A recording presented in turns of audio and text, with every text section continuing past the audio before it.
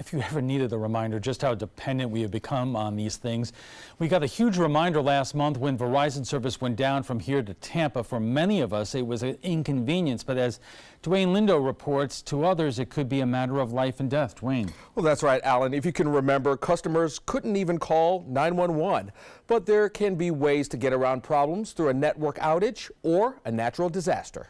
Hello?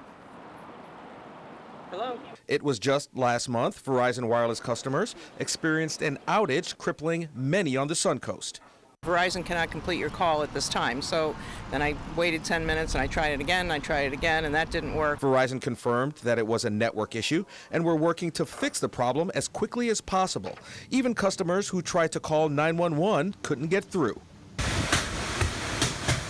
And now with the upcoming hurricane season, it's a necessity for Kevin Angel to make sure he can keep in touch with family members. We had a lot of supplies up here in Sarasota. We were fortunate, and being able to kind of relocate some of those things as an effort to get water down south and to get food down south, it was important to know what they need, where they were, and really what was being run out of. And to do so, Angel and many others used an application called WhatsApp. So downloaded it, had family down in Collier and Lee County download it, and we were able to communicate great while we had cell phone service. But essentially, as soon as those towers down there lost power, we couldn't communicate anymore. Without cell service or Wi-Fi, you can't use the app, even when towers are not damaged or destroyed. The surge in call volume during a natural disaster makes phone communication almost impossible.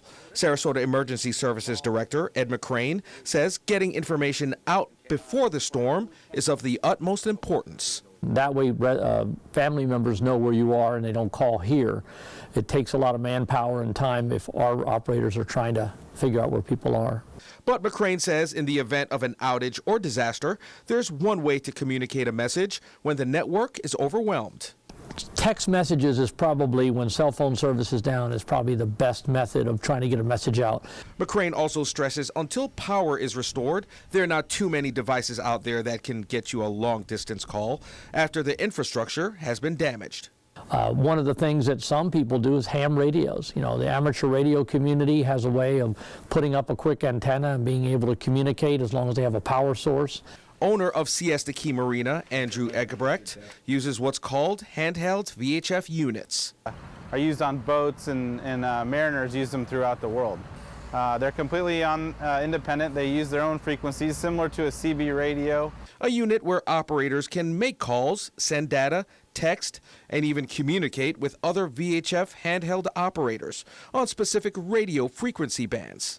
We've used it here. You know, last year we got hit pretty bad, the hurricane, even though it wasn't a direct hit, and we for days didn't have power or any service here, so we did use it. So we use the high power frequency channels like 71, 72, 73, something like that. His company also utilizing satellite phones. These phones don't rely on cell towers or landlines. Instead, they communicate directly with satellites orbiting the Earth. But there's a caveat. Satellite phones are a little bit more on the expensive side, and the plans themselves are a little bit more expensive. It's up to about $1 a minute. But for Angel, it's about taking the necessary precautions beforehand in the event he can't make that important call. Where we're going to be and where to find each other if we do have to evacuate. We know there's evacuation plans in advance. You know, there's a lot of maps out there that can tell you where to go. Stop signs have the evacuation routes, the numbers on them, the letters on them. So we kind of pre-plan a lot of that. Been here since birth. My son's been here since birth, so we really make sure that we have a plan going forward prior to hurricane season and as we approach it now. Bottom line, making the necessary preparations before a network outage or natural disaster occurs. Dwayne, thank you.